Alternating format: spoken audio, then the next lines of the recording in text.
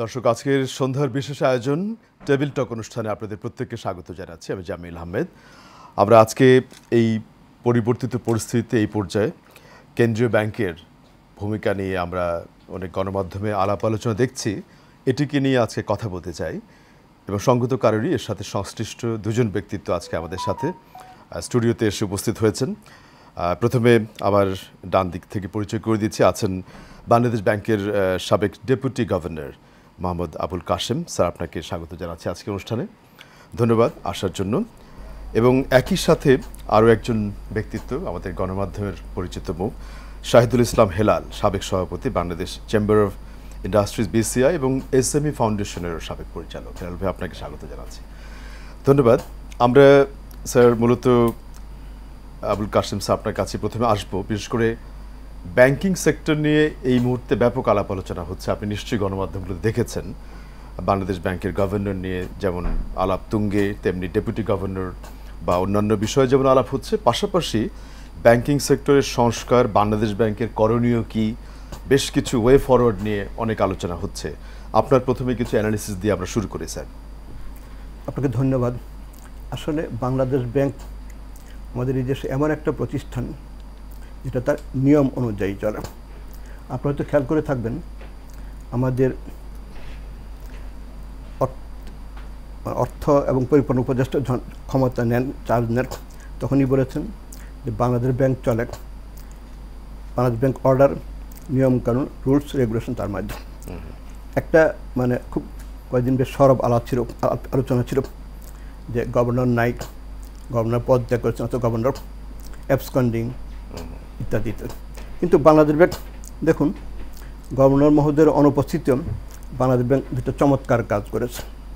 আপনারা খেয়াল করে থাকবেন, গত বৃহস্পতিবারে আমাদের এখান থেকে নির্দেশ দেওয়া হয়েছিল আমাদের বাংলাদেশ ব্যাংক যে কেউ 1 লাখ টাকার বেশি তুলতে পারবে না বৃহস্পতিবার। আচ্ছা, তারপরে দেখুন তখনও গভর্নর আসেনি এবং তখনও এই নির্দেশনাটি কোন বেসিসে করা হয়েছিল, অনেকে হয়তো ক্লিয়ার না। এটা করা হয়েছিল এরকম যে তখন খারাপ টাকাগুলি বেশি দ্রুত চলে যাচ্ছিল না, খারাপ টাকাগুলি তুলতে পারে এবং এই টাকাগুলি যে বেশি করে আপনি তুলতে পারেন, আপনি খারাপ কাজে ব্যবহার করবার আশঙ্কা থাকবে, যেটা সমাজ রাষ্ট্র কেউ কামনা করে না। একটা সিলিং করে দেওয়া হয়েছে, রাইট। এই জন্য 1 লাখ টাকা। তারপরে আমার একদম ঘনিষ্ঠ লোক আছে বাংলাদেশ ব্যাংকে এখনও, তাকে বললাম যে তোমরা পারলে আগামী সপ্তাহ, যদি গভর্নর আসুক বা না আসুক, পারলে 1 লাখ টাকা বা 2 লাখ টাকার মধ্যে সীমাবদ্ধ রাখ, ঠিক আছে, আমি আলাপ করবো। তারপর তারা যেটা করলো সেটা হলো যে 2 লাখ টাকা পর্যন্ত আপনি ক্যাশ তুলতে পারবেন আপনার অ্যাকাউন্ট থেকে প্রতিদিন। এটা কিন্তু একটা চমৎকার দিক। বাংলাদেশ ব্যাংকের যারাই এটা কার্যকর করেছে আমি তাদেরকে অভিবাদন জানাই। কারণ নগদ টাকা দিয়ে সবসময় ভালো কাজ হচ্ছে, খারাপ কাজ বেশি। আরেকটা জিনিস ছিল যে এটা হলো কমার্শিয়াল ব্যাংকের জন্য, যারা বাংলাদেশ ব্যাংক থেকে নগদ টাকা নেয় আর কি, তারা থার্ড পার্টি ক্যারিয়ার সার্ভিসটা পাচ্ছিল না। আমি একটা ব্যাংকে, এশিয়ান ব্যাংক এশিয়াতে ইন্ডিপেন্ডেন্ট একটা, ওইখানে এমডি সাহেব বললেন যে বাংলাদেশ ব্যাংক থেকে আমাদের টাকা আনতে যে থার্ড পার্টিকে এঙ্গেজ করেছিলাম তারা খুব সিকিউর ফিল করছে না, একটু 2-1 দিন থাকবে, তারপর ঠিক হয়ে যাবে। তারপর যেটা বাংলাদেশ ব্যাংক করলো চমৎকার সিদ্ধান্ত, এবং আমি মনে করি যে বাংলাদেশ ব্যাংক কোনো ভুল করে না, দেশের মানুষও তাকে স্বাগত জানাবে। এই যে একটা স্টেপের কথা বললেন যে যাতে টাকাটা ডিরেল হয়ে গেছে এমন কোনো লোক যাতে মিস ইউজ করতে না পারে, একটা ইনিশিয়েটিভ, এমন আর কি ইনিশিয়েটিভ দু একটা সামনে আসতে পারে বলে আপনি মনে করেন স্যার? এটা তো এখন যেটা বলবো সেটা সম্পূর্ণ অনুমান, কিন্তু আমি মনে করি যে নগদ টাকার উত্তোলনের সীমা যত বেশি দিন থাকবে এটা ভালো। কারণ এখন আপনি চেকে ট্রান্সফার করবেন, আপনি চেক লিখবেন, পে অর্ডার লিখবেন, ওইভাবে লিখবেন, তার টাকাটা ট্রেইল থাকে, যে আপনি টাকাটা দিচ্ছেন, সেই টাকাটা নিয়ে আমি কি করছি, উনি কি করছেন, ভালো না মন্দ, ট্র্যাক রেকর্ডেরও থাকে। রাইট। কিন্তু নগদ টাকা দিলে এটা করা সম্ভব হয় না। এবং আপনারা যারা জেট বিজেট ঘুরেছেন অনেক দেশে, তারা হয়তো কারেন্সি নোট দেখেই না, কয়েন দেখেই না। স্যার, আমি একটা ছোট্ট তথ্য যোগ করে পরে হেলাল ভাইকে যাবো, সেটা হচ্ছে বিভিন্ন গণমাধ্যমে এটিও ব্যাপকভাবে আসছে যে বাংলাদেশ ব্যাংকের মাধ্যমে যে কিছু টাকা বাইরে চলে গেছে বা অন্যায় দুর্নীতি হয়েছে, সেগুলোর রিফর্মেও কি করা যেতে পারে, অনেকেই এই দাবিগুলো তুলছেন এখন। না, এটা খুব স্বাভাবিক যে এই বাংলাদেশের টাকা, আমার এই গরিব দেশের টাকা, আপনি বা উনি পাচার করে নিয়ে বিদেশে, এটা কিন্তু কেউ কামনা করে না। কাজে এই টাকাগুলি বিদেশ থেকে আমাদের আনতে হবে। এখানে অনেককেই আমরা দোষী সাব্যস্ত করেছি বা দোষী করতে যাচ্ছি। বাংলাদেশ ব্যাংকের BFIU তথ্য দিয়েছে দুদককে, এটা আইন আদালতের ব্যাপার। তবে এই আমাদের ছাত্র গণ আন্দোলন শুরু হওয়ার আগে কিন্তু কয়েকটা বড় ঘটনা ঘটে গেছে। একজন হলো পুলিশের IG বেনজির আহমদ, একজন কাস্টমসের মতিউর রহমান। এই দুইটা ঘটনা আমাদের জন্য খুব দুর্ভাগ্যজনক। তো এই টাকাগুলি মানুষের মনে একটা মিসট্রাস্ট তৈরি হয়েছে, যারা এগুলো প্রোটেক্ট করবার কথা তাদের হাত থেকে এই দুর্নীতি কি করে হলো। এটা খুব দুর্ভাগ্যজনক যে পুলিশের IG অনেক বড় অফিসার, দীর্ঘদিন উনি কাজ করে এত বড় হয়েছেন, তারপরে উনি যদি এরকম একটা কাজ করেন তাহলে প্রথমত এই বাহিনীর উপর একটা মানে ভুল ধারণা আমরা আরোপ করব। তারপরে এটা টাকা তো আমাদের আমাদের দেশের টাকা, এই দেশের মানুষের টাকা, আপনি এটা পাচার করবেন কেন? আচ্ছা, তারপর ধরুন আরেকটা, আপনি একটা নির্দিষ্ট বেতন পান, সেই বেতনের বাইরে তো আপনি কামাই করতে পারেন না। যা কামাই করবেন সেটাই ইলিগ্যাল, ইরেগুলার।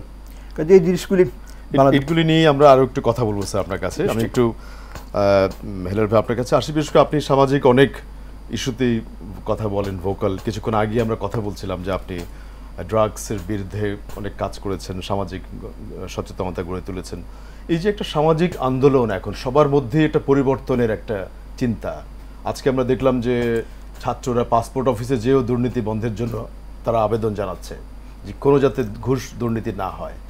এই যে ছাত্রদের যে একটা এখন আকাঙ্ক্ষা, এটিকে কি করে ব্যাংকিং সেক্টরের তারাও কথা বলছে, ব্যাংকিং সেক্টর রিফর্ম নিয়ে তারা ইয়াং জেনারেশন ভাবছে, আপনি লক্ষ্য করেছেন আপনার কোনো বক্তব্য ক্ষেত্রে? না, এটা তো খুবই পজিটিভ জিনিস যে মানে অ্যাকচুয়ালি তো যে কোনো চেঞ্জ কিন্তু ছোট থেকে শুরু করতে হয়, স্কুল লেভেল থেকে শুরু করতে হয়।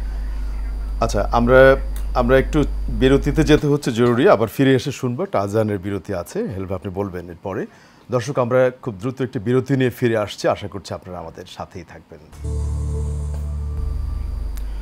বিরতির পরে আজকের টেবিল টকে আবারও স্বাগত জানাচ্ছি আমি জামিল আহমেদ। আমাদের সাথে দুজন আলোচক স্টুডিওতে আছেন। প্রথমেই আবুল কাশেম, সাবেক ডেপুটি গভর্নর বাংলাদেশ ব্যাংকের, এবং শাহিদুল ইসলাম হেলাল, সাবেক সভাপতি Bangladesh chamber of industries BCI।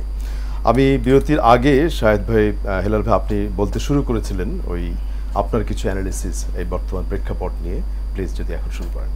আমি তো মনে করি যে কোনো চেঞ্জ ওর অ্যাওয়ারনেস কিন্তু ছোটোবেলার থেকে শুরু হয়। আমরা মনে আছে ছোটোবেলা সদা সত্য কথা বলবো, মিথ্যা বলা মহাপাপ, সকালে উঠি আমি মনে মনে বলি, এই কথাগুলি কিন্তু আমাদের এখনও মুখস্থ আছে। আমাকে চেঞ্জ করতে যত অসুবিধা হবে, একটা ইয়াং এইজের বাচ্চাদের কিন্তু চেঞ্জ করা অনেক সুবিধা। তো ওরা যে এখন অ্যাওয়্যার যে সততা বা খারাপ কাজ না করার যে এই অ্যাওয়ারনেসটা যে ওদের মধ্যে ঢুকে গেছে এবং দলবদ্ধভাবে, এটা কিন্তু আমার দেশের জন্য কিন্তু বিরাট একটা উপকার, চেঞ্জ এজেন্ট হিসেবে কাজ করে। এরাই তো ভবিষ্যতে আস্তে আস্তে উপরে উঠবে, এদের মাথায় কিন্তু এটা ঢুকে যাচ্ছে এবং এটা কিন্তু ক্যারি ফরওয়ার্ড করবে। আর এটা ক্যারিয়ার ফরওয়ার্ড করবে ওদের নিচেরও। এখন তো স্কুলের বাচ্চারাও সাথে ছিল, ওরাও সাথে ছিল। কিন্তু এইটা যদি আরও 20 বছর আগে হতো, আমার মনে হয় দেশের অবস্থা অনেক ভালো থাকতো। কারাপশন যেভাবে বেড়ে গেছে ওইটা হয়তো হতো না। আমরা খুবই আশা করব যে এই স্পিরিটটা যেন স্টুডেন্টসদের মাঝে থাকে, and which we are very hopeful. যেমন ওরা এখন কিন্তু সামাজিক কাজেও কিন্তু ব্যস্ত হয়ে গেছে, যেমন ট্রাফিক নিয়ন্ত্রণ করছে, ট্রাফিক নিয়ন্ত্রণ, আর্মস, ইভেন মাদকের জন্য ওরা কাজ করছে। মাদক নিয়ন্ত্রণ, যেসব সোশ্যাল যেসব ইস্যুজ আছে ওগুলি নিয়ে ওরা আস্তে আস্তে হাত দিবে। আর ওদের দলবদ্ধতা এত শক্ত। এই জায়গাতেই আসছিলাম, ইয়াং জেনারেশন যেহেতু ব্যাংকিং সেক্টর নিয়ে তারা গণমাধ্যমে দেখেছি কথা বলেছে, সেই স্পেসিফিক ব্যাপারে ওরা কি করতে পারে বা মনে হয় অ্যাসিস্ট করতে পারে কিনা? ওরা they can give their view, but আসল তো আমরা যারা ব্যবসা করি ভার্সেস বাংলাদেশ ব্যাংক। কাশেম সাহেব যেটা বলছিল যে 1 লাখ টাকা বা এখন 2 লাখ টাকা করেছে, তো যেমন ওটা আমার জন্য আবার অনেক ক্ষতিকর হয়ে গেছে। কারণ ব্যাংকের কাছে KYC বলে একটা জিনিস আছে, নো ইওর কাস্টমার। আপনার কাস্টমারের রেগুলার হ্যাবিটটা কি, ওই বেসিসে টাকাটা যদি বেশি তুলে ওকে ধরতে পারে। এখন আমার যে প্রবলেমটা হয়েছে, আমার একটা ফ্যাক্টরি আছে যেটা নদীর ওই পারে, ওখানে কোনো এটিএম বুথ টুথ নাই, 500টা ওয়ার্কার আছে, ওদেরকে কিন্তু আমরা কোনোভাবে বিকাশে কনভিন্স করতে পারি নাই, আর এটিএম বুথও নাই। সেটা আমার বেতনটা তো ক্যাশে দিতে হয়, বেতনটা কিন্তু খুব কম একটা টাকা না, তো আমি এই 1 লাখ টাকা দিয়ে কিভাবে বেতন দিব? আমাদের কিন্তু খুব ডিফিকাল্টিজ হয়েছে এই গত সপ্তাহে বেতন দিতে, কনভিন্স করতে ব্যাংকে যে দেখো আমার প্যাটার্নটা দেখো, গত 5 বছরে আমি কিভাবে কি তুলেছি, এই টাকাটা আমার দরকার। কিন্তু অনেক ফ্যাক্টরিতে আছে যারা বিকাশে বা ব্যাংকের থ্রুতে, ওদের প্রবলেম না। আরেকটা প্রবলেম আছে যে আমাদের সিস্টেমে এখনো যেটা আছে যে আমরা যে অ্যাক্সেসরিজ যেগুলি কিনি যে কোনো ম্যানুফ্যাকচারিং কারণে, সে ওল্ড টাউন থেকে বা বাইরে বা ছোট ছোট কোম্পানি থেকে ক্যাশ ডিলিং এর মাঝে কিন্তু আমরা এখনো রয়ে গেছি। তো এই জিনিসটা এটা ওয়ান সেট রুল দিয়ে সবাইকে মিটিগেট করা যাবে না, এটাকে হয় লুজ করতে হবে, ওর ওদের যে সিস্টেম আছে ব্যাংকের কাছে ওই অথরিটিটা দিতে হবে, নো ইওর কাস্টমার, যেসব কাস্টমারের প্যাটার্নটা অমন ছিল ওটা। কিন্তু ইন্ডিভিজুয়ালের ব্যাপারে যেটা বলছে বাংলাদেশ ব্যাংক, পারফেক্টলি অলরাইট, যে একটা লোক ইন্ডিভিজুয়ালি টাকা তুলতে পারবে না, কিন্তু আমার কোম্পানি অ্যাকাউন্ট থেকে আমার টাকা যদি না তুলতে পারি, আমার তো ব্যবসা করা অলমোস্ট ইম্পসিবল হয়ে যাবে। এটা কিন্তু এখনই ডিফিকাল্টি শুরু হয়ে গেছে, কারণ অ্যাক্সেসরিজ যারা কিনে ওদের জন্য স্পেশালি, আমাদের এখনই মালপত্র কিনতে কিন্তু অনেক ঝামেলা হয়ে যাচ্ছে। আচ্ছা, তো এটির পাশাপাশি একটা যেটা তথ্য স্যারও বলছিলেন যে ব্যাংকিং সেক্টর রিফর্ম নিয়ে অনেকদিন থেকে আলাপ হচ্ছে, বিশেষ করে বাংলাদেশ ব্যাংকের যে একটা বড় ধরনের ঘটনা নিয়ে সবসময় গণমাধ্যমে কথাটি উঠে আসে, যে টাকাটি পাচার হয়ে গেল, সেটিকে ফিরিয়ে আনার ক্ষেত্রে উদ্যোগ কি গ্রহণ করা যেতে পারে। তো পলিটিক্যাল গভর্নমেন্ট অনেকভাবে তারা উদ্যোগ কিছু নিয়েছিল, কিন্তু সেগুলোর ভিজিবল কোনো রেজাল্ট কি আমরা দেখতে পেয়েছি? এখন তো it's too early to say. আমি যদি আমার এক্সপিরিয়েন্স, আমি 30 বছরের বেশি ব্যবসাতে আছি, 30 বছর আগে কিন্তু আমরা বাংলাদেশ ব্যাংকে ঢুকতেও ভয় লাগতো। ইনফ্যাক্ট বাংলাদেশ ব্যাংকের একটা অফিসারের কাছে একটা বড় ব্যবসায়ী সামনে বসতো কষ্ট পেত, কারণ ওটা হলো একদম পবিত্র জায়গা ছিল। কিন্তু এই চেঞ্জটা আমি আমার জীবনেই দেখেছি। এখন এমন চেঞ্জ এসছে যে বাংলাদেশ ব্যাংকের একটা কমপ্লেইন সেল আছে, যদি কারো প্রবলেম হয় ওখানে লেখা হতো। 3 বছর আগেও আমরা যদি কমপ্লেইন সেলে কোনো কারণে আমার ব্যাংকের সম্বন্ধে লিখতাম, ওরা কিছু না করলেও একটা জবাবটা দিত। গত 1 বছর কিন্তু এমনও গেছে আমার কোম্পানিরও অ্যাকসেপ্টেড বিল একটা ব্যাংক দেয় নাই, accepted bill is like cash, দেয় নাই। এটাকে আমরা কমপ্লেন করছি, কমপ্লেনের পর কমপ্লেন করছি, কিন্তু কোনো জবাব দেয় না, রেসপন্স নাই। তো বাংলাদেশ ব্যাংক কোনো ওই জায়গায় এই কমপ্লেন বক্স রাখারই তো কোনো প্রয়োজন নেই। ওই তো এই জন্য কমপ্লেন করছি যে এটা অনেক দুর্বল হয়ে গেছে, এগুলিকে এখন আবার রিভাইভ করতে হবে, নাহলে তো Bangladesh bank is very powerful. সেটাই, মানে ব্যবসাকে কন্ট্রোল করা। আর মানে আপনি ব্যাংকে কোনো আনওয়ান্টেড ঘটনার শিকার হলেই তো আপনি জানাতে যাচ্ছেন। হ্যাঁ, আর Bangladesh bank can control, Bangladesh ব্যাংকে কিন্তু নিয়ম কানুন যা আছে, কাসেম ভাই বলবে যে এই যে আমরা যে উইলফুল ডিফল্টার হওয়ার কোনো চান্সই নাই যদি নিয়ম কানুন মেনে চলে। আনউইলিংলি ডিফল্টার হতে পারে অনেক কারণে, কিন্তু উইলফুলি যে ডিফল্টার হবে ওটা কোনো কিছু চান্স নেই। বাংলাদেশ ব্যাংকের rules and regulation is top grade, এতে কোনো সন্দেহ নেই, কিন্তু এটা ইমপ্লিমেন্টেশনটা দিন দিন দুর্বল হয়ে যাচ্ছে। স্যার, এই ক্ষেত্রে আমি একটু স্যারের মতামত চাই। বিশেষ করে আমরা বিভিন্ন গভর্নেন্স ইস্যুতে অনেক সময় দেখেছি যে ব্যাংকগুলো সিটিজেন চার্টার করে রাখে, যে কি কি সার্ভিস কতক্ষণের মধ্যে পাওয়া যাবে। তারপরে যেই কমপ্লেন বক্সের কথা বলা হলো, কেউ কোনো আনওয়ান্টেড ঘটনার শিকার হলে সেখানে জানাতে পারছে। তো এগুলো কি শুধুই একটা সিস্টেম রয়ে গেছে, কিন্তু আলটিমেটলি কি ফাংশন করছে না বলে মনে হচ্ছে? আমার মনে হয় যে আমি হেলাল ভাইয়ের যে সমস্যাটা, যে নগদ টাকা আমাদের এখন উত্তোলন করতে হয়, অ্যাক্সেসরিজ নগদ টাকায় কিন্তু এটা কিন্তু আমরা ডিসকারেজ করব আস্তে আস্তে, আমরা মানে বাংলাদেশ করছি। কারণ নগদ টাকা কিন্তু অনেক ঝক্কি ঝামেলা, আপনার ক্যারি করতে হয়, আপনার ট্রাক ভাড়া করতে হয়, মাইক্রোবাস ভাড়া করতে হয়, সামনে পিছনে পুলিশ লাগে, এতে আপনার ট্রানজ্যাকশন কস্ট অনেক। এত ভলিউমের টাকা বোধহয় না, কিন্তু গ্রাউন্ড রিয়েলিটিটা দেখতে হবে। এখনো ওই পজিশনে আসি নাই, যারা আসছে ওদের ঠিক আছে। আমার একটা ফ্যাক্টরি আছে যেখানে আমি বেতন দিই লার্জ অ্যামাউন্ট, সবাইকে কিন্তু ব্যাংক অ্যাকাউন্টে দিই, ওইখানে আমার টাকা প্রয়োজন হয়। কিন্তু আরেকটা ফ্যাক্টরিতে আমি পারছি না, এমন জায়গায় যে পারছি না, ওই রিয়েলিটিটাকে মানতে হবে। Ground reality everything will differ. আমি একরকম চা খাই, আপনি অন্যরকম চা খান, উনি আরেকরকম চা খান, কিন্তু ground reality will be different for each and every. তো আমরা বহির্বিশ্বের সাথে যদি একটু তুলনা করি, হেলাল ভাই নিশ্চয়ই অনেক দেশে গেছেন, ওইখানে গিয়ে নিশ্চয়ই উনি ক্যাশ টাকা ব্যবহার করতে পারেন না। আমি একবার সুইজারল্যান্ড গিয়েছিলাম, তো আমাদের হোস্ট আমাদেরকে ট্যাক্সিতে হোটেল নিয়ে আসলো। তো তো ট্যাক্সিওয়ালা নগদ টাকা নিবে, সে ইলেকট্রনিক মানি নিবে। আচ্ছা তো আমার যিনি হোস্ট ছিলেন উনি বললো যে তুমি একটু অপেক্ষা করো, আর একটা গাড়ি আসবে, আমার কাছে তো নগদ টাকা নেই। আচ্ছা আচ্ছা আরে নগদ টাকা নাই, তো আমি যেটা ভাবছি না নগদ টাকা নাই, না ওরা তো ক্যাশলেস সুইজারল্যান্ড বাসেল সব। তো আমরাই আস্তে আস্তে ক্যাশলেস সোসাইটিকে যাচ্ছি। বাংলাদেশ ব্যাংকের প্রশাসন আগের থেকেই এবং এখন নিশ্চয়ই করছে, আস্তে আস্তে আমরা ক্যাশলেস সোসাইটিকে যাবো। স্যার এই যে এমবার্গোটা কি এটিএম কার্ডের উপরও আছে? আপনি কি ক্যাশ কার্ড দিয়ে লেনদেন করতে পারবেন? 1 লাখের বেশি এইখানে না ওইখানে বাংলাদেশের কথা বলছি না, এখানে একটা সীমাবদ্ধ আছে, কার্ডেও আছে। হ্যাঁ এটা কিছুদিন থাকবে। ইভেন অনলাইন ট্রান্সফারের ক্ষেত্রে আছে না না, অনলাইন সেক্ষেত্রে ট্রান্সফারে নাই। আচ্ছা যাই এনি অ্যামাউন্ট।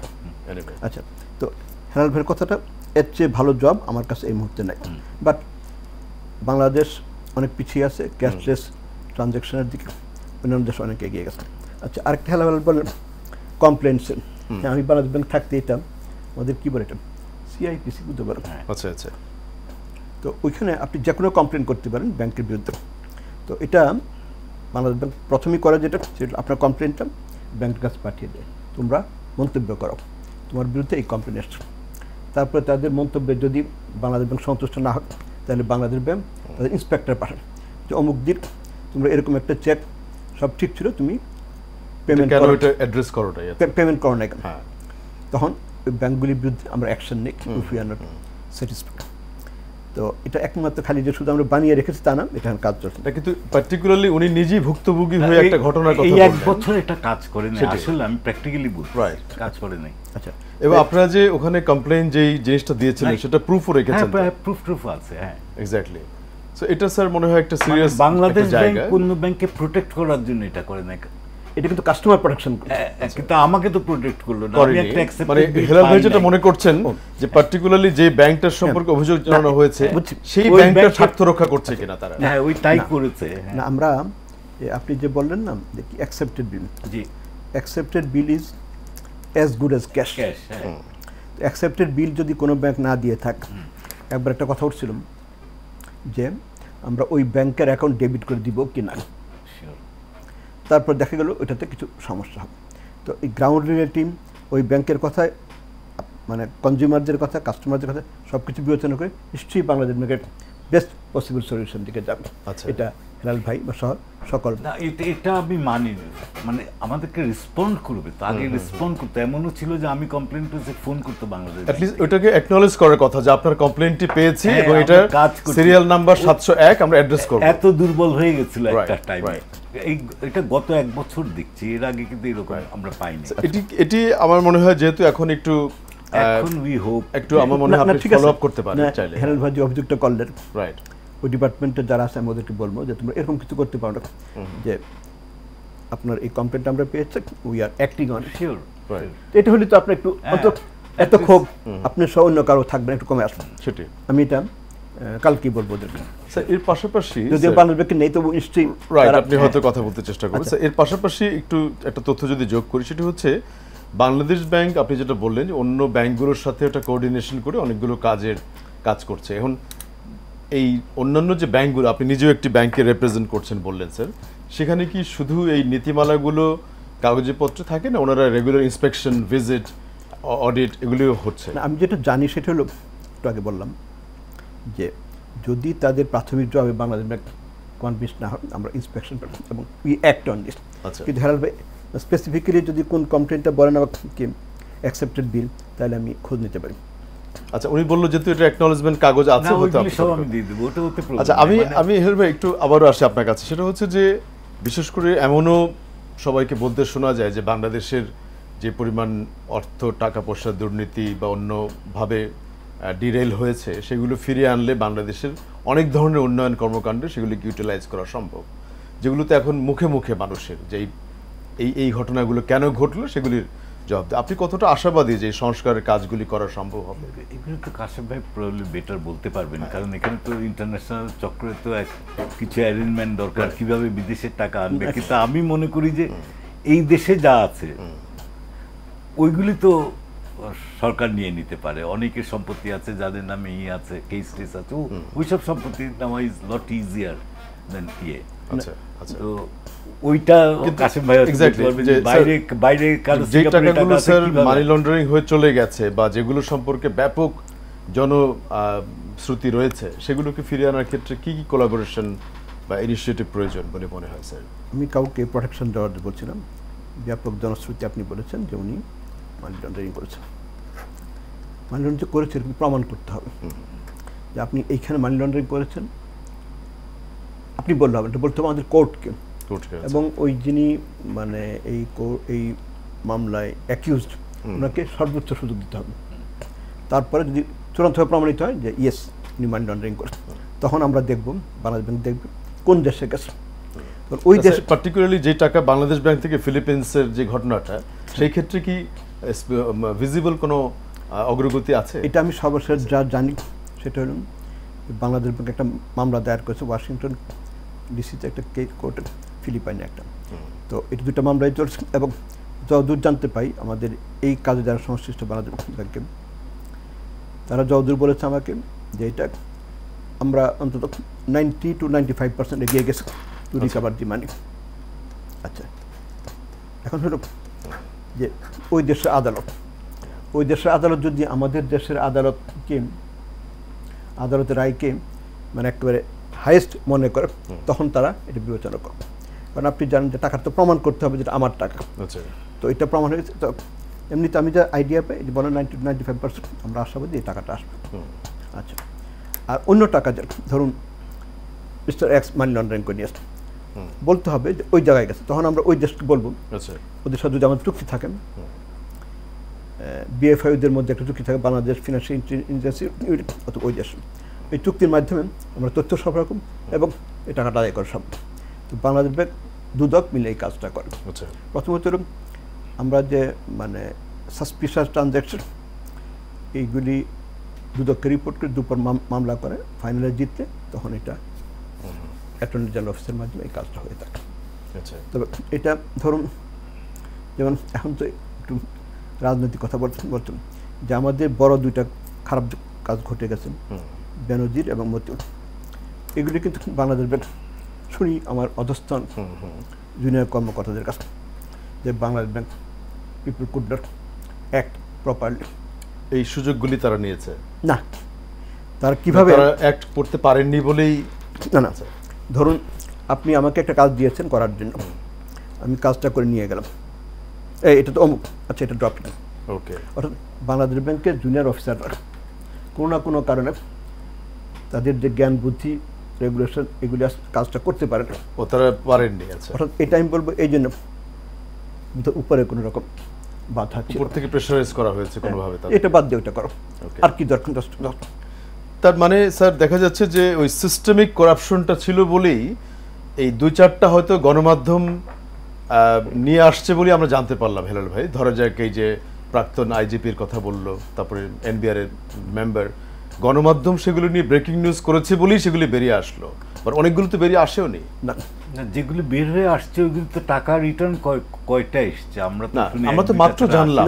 না, এর আগেও হিস্টোরিক্যালি তো অনেক সুইস ব্যাংকের পুরো একটা রিপোর্ট আসলো, এত এত এত টাকা আছে, মানে সবাই জানে, আমরা পেপারে দেখেছি, কিন্তু ওইগুলি যে ফেরত আসার কোনো প্রক্রিয়া বা এর কোনো ফলো আপ হয়েছে কিনা, মানে বাংলাদেশে কি এরকম রিটার্ন তো শুধু একমাত্র মনে হয় কোন পলিটিক্যাল লিডারের ছাড়া কারো টাকা ফেরত আসে না, আসছে নাকি? স্যার এটি একটু জাস্ট সাপ্লিমেন্ট করি যে এই যে 2-4টি ঘটনা যেখানে ব্যাংকিং সেক্টরের মাধ্যমে বা মানি লন্ডারিং বা মানে আয়ের সাথে অসামঞ্জস্যপূর্ণ বিরাট, এগুলো তো গণমাধ্যম ইনভেস্টিগেটিভ রিপোর্ট করেছে বলে সামনে আসলো, কিন্তু কি করে সেটা সিস্টেমের মধ্যে ধরার দরকার ছিল না? এটা গণমাধ্যম যে রিপোর্টগুলি করেছেন, খবরের কাগজ বা টেলিভিশন, এতে বাংলাদেশ ব্যাংকের অনেক উপকার হয়েছে। আচ্ছা, কারণ যেগুলি আমাদের কাছে কোনো না কোনো কারণ ধরা পড়ে না, সেগুলি আপনার টেলিভিশন বা ওনার খবরের কাগজ এগুলি বাংলাদেশ ব্যাংকে জানিয়ে দিয়েছে, তখন আমরা এইগুলি দেখি, মানে বাংলাদেশ ব্যাংকে দেখা হয়।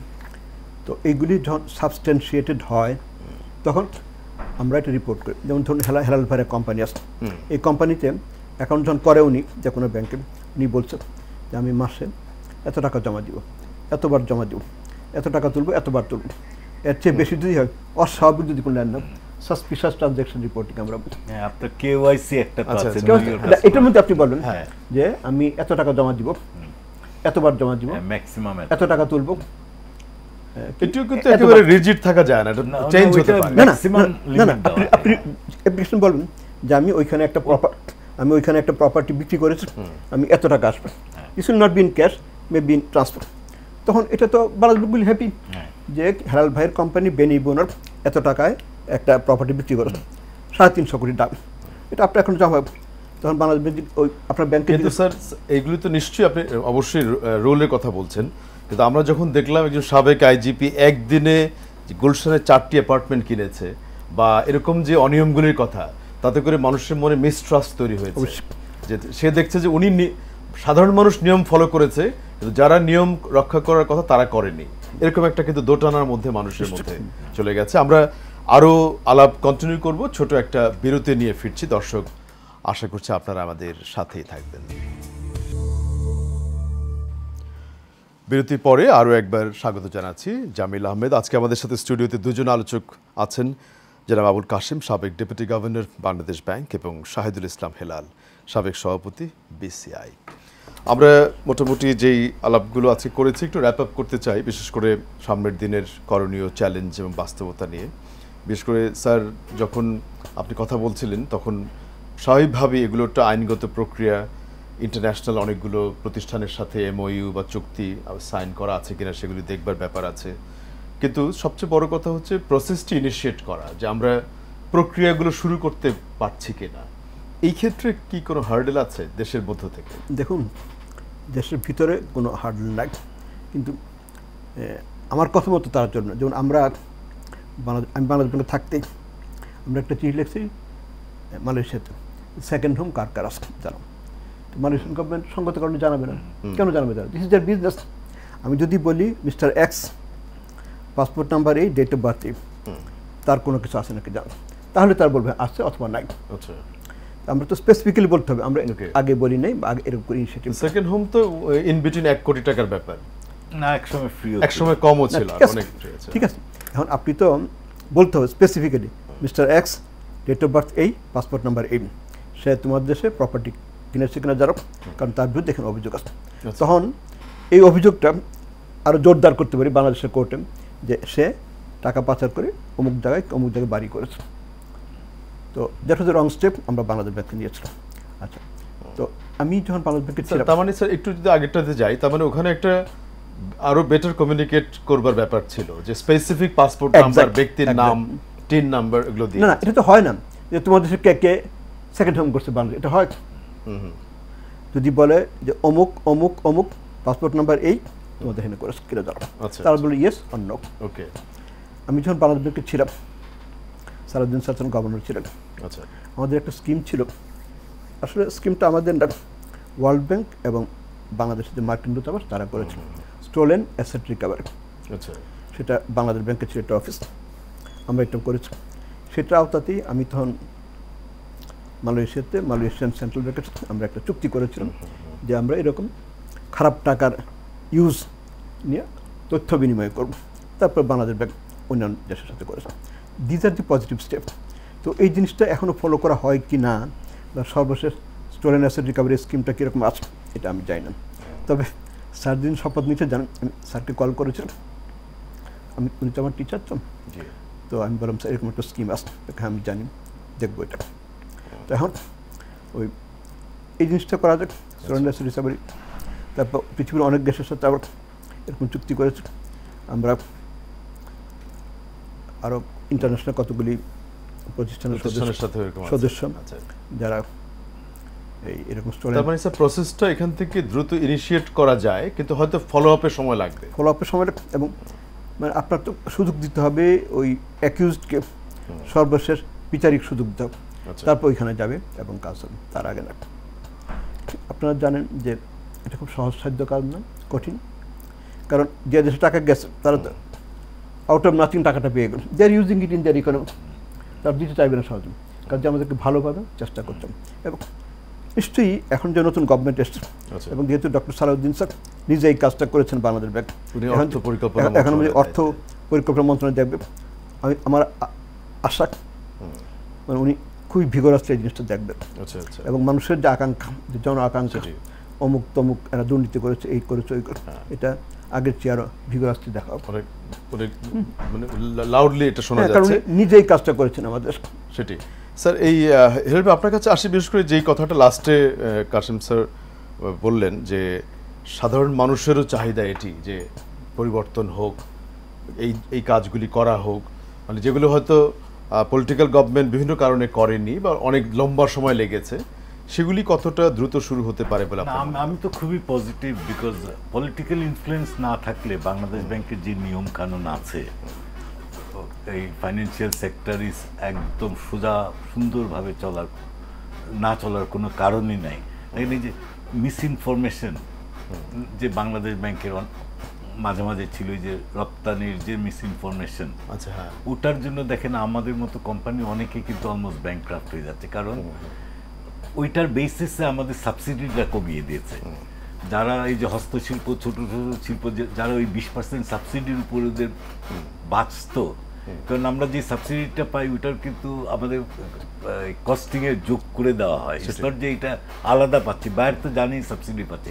তা আমার একটা পণ্যের যদি 20% দাম 10% দাম হঠাৎ করে কমে যায়, যেখানে আমার ট্রান্সপোর্টেশন কস্ট, র মেটেরিয়াল কস্ট, বাইরের চাহিদা কম, শিপিং কস্ট বেশি, চিটাগং পোর্টে ড্যামারেজ, এই যে একদিনের পর দিন মাল আটকা পড়েছে, সব দিকেই আমরা কিন্তু ট্র্যাপ। আমাদের বেতন বাড়াতে হচ্ছে বিকজ অফ ইনফ্লেশন। এই যে মিস ইনফরমেশন বললেন, এটি কিভাবে মিটিগেট করা যায়? আমার মনে পলিটিক্যাল ইনফ্লুয়েন্স না থাকলে, যদি একটা অর্গানাইজেশন, যদি এটা তো ন্যাচারাল কথা, যদি অর্গানাইজেশন যদি তার নিয়ম কানুনের মাঝে চলে without being influence by anyone outside, তাহলে তো এটা এমনি স্ট্রিমলাইন হয়ে যাবে। আমি আশা করি যে এগুলি সব আস্তে আস্তে স্ট্রিমলাইন হয়ে যাবে। আচ্ছা হেলাল ভাই, একটা তথ্য একটু হয়তো কাসিম স্যার ভালো বলতে পারবেন, একটু আবার ফিরি। সেটা হচ্ছে স্যার, এই মিস ইনফরমেশনগুলো বা তথ্য না দেওয়ার মানসিকতা থেকেই কি রিসেন্টলি গণমাধ্যমকে একটা এমবার্গো দেওয়া হলো, বাংলাদেশ ব্যাংকে ঢুকতে পারবে না, সেটি পরে আবার উঠিয়ে দেওয়া হয়েছে, কিন্তু গণমাধ্যমের কর্মীরা কিন্তু ব্যাপকভাবে ডিসপ্লেস ছিল যারা তথ্য না পাওয়ার ক্ষেত্রে।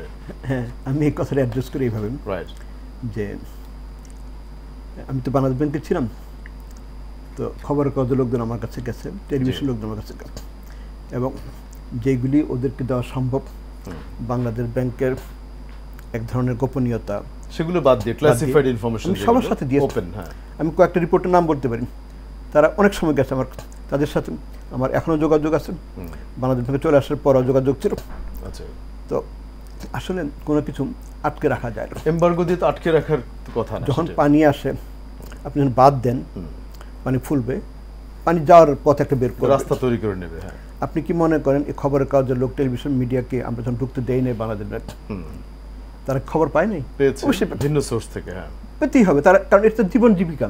খবর একটা লিখলে তার চাকরি হয়, রিপোর্ট হয়, চাকরির বাইরেও সে তো নেশন বিল্ডিং এও কাজ করছে, দেশের জন্য তথ্য দিচ্ছে। রিপোর্টাররা সমাজের সবচেয়ে অগ্রসর, সেটাই সবচেয়ে অগ্রসর, জ্ঞান বুদ্ধি গরিমা এবং দেশপ্রেমী। আমি দু একজন রিপোর্টারকে জানিয়ে এরকম অসম্ভব ধরনের রিপোর্ট তারা করছে, মেধাবী, অসম্ভব পরিশ্রম করে রিপোর্ট করছে। তা আমি ওদেরকে জিজ্ঞেস করেছি, তুমি যে রিপোর্টটা করেছো, তোমার কি নিউজ এডিটার বা এডিটার আপত্তি করে না? তো তারা কেউ কেউ বলেছে যে হ্যাঁ কিছু আপত্তি করেছেন, তো একটু সময় লেগেছে তাদের কনভিন্স করে, এবং সে যে রিপোর্ট করেছে আমি তো মনে করি তাদের স্যালিউট করা উচিত। বাংলাদেশ ব্যাংকের উচিত, দেশবাসী তাকে স্যালিউট। বাংলাদেশ ব্যাংকেরই কাজটা সে করে দিয়েছে, যে করণীয় বিষয়। রাইট। তো এখন রিপোর্টাররা আগের চেয়ে আরও স্বাধীনভাবে রিপোর্ট করতে পারবেন। আপনাদের এই টেলিভিশন, এশিয়ান টেলিভিশন বা অন্যরা আগের চেয়ে অনেক মুক্তভাবে কাজ করতে পারবেন। এবং গভর্নমেন্ট সব কেন করছিল, কার বুদ্ধিতে করেছিল আমি জানি না, কিন্তু এটা করা একদম উচিত হয় না।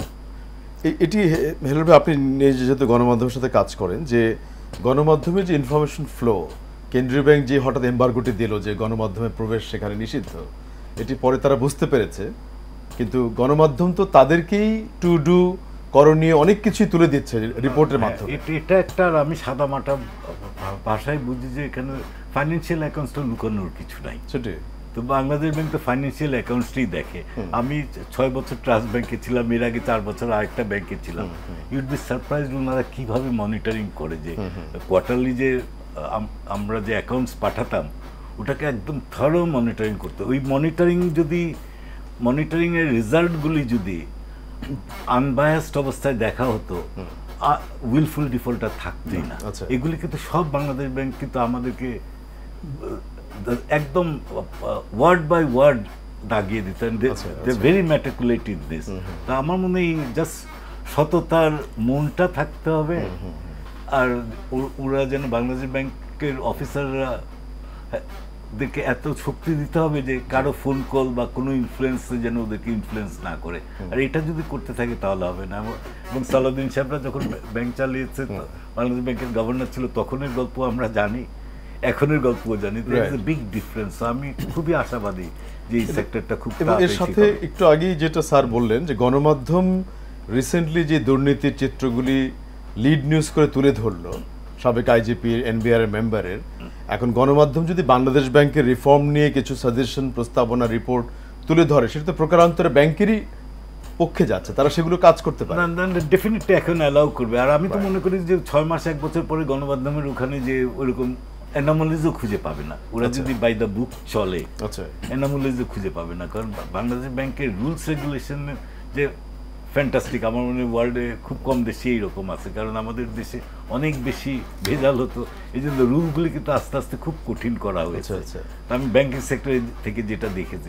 সুতরাং অল উই নিড ইজ যে রুলসগুলি যেন ইমপ্লিমেন্টেড হয় উইদাউট এনি হিন্ড্রেন্স, কেউ যাতে ইনফ্লুয়েন্স করতে না পারে। যেটা এই যে ইয়াং, আপনি যেটা বলেন বাইরে কোনো ফোন কল যাতে ইনফ্লুয়েন্স করতে না পারে। জেনারেশন এখন আমরা আশা করি যে এগুলি নোটিস করবে, আর আপনারা যখন নোটিস করবেন তখন ওরা জানবে, সেটা আমরা হেল্প করব নিশ্চয়ই। স্যার, এই যে নিয়মের কথা যেটা হেলাল ভাই বললেন, আপনি একটু বলবেন, সেটা হচ্ছে এই যে আমরা গণমাধ্যমে দেখলাম এখন নতুন করে সার্চ কমিটি রিসোর্সফুল ব্যক্তিদেরকে সার্চ করছেন, কারা ডেপুটি গভর্নর বা এর পরের পদে আসবেন। এই প্রক্রিয়াটি কতটা স্বচ্ছ বা কিভাবে এটা হয়? আচ্ছা, আপনার এই কথার জবাব দেওয়ার আগে আরেকটা কথা বলেন। এই যে আজকে দেখলাম ডক্টর আহসান হাবিব মনসুরকে বাংলাদেশ ব্যাংকের গভর্নর হিসেবে নিয়োগ করা হয়।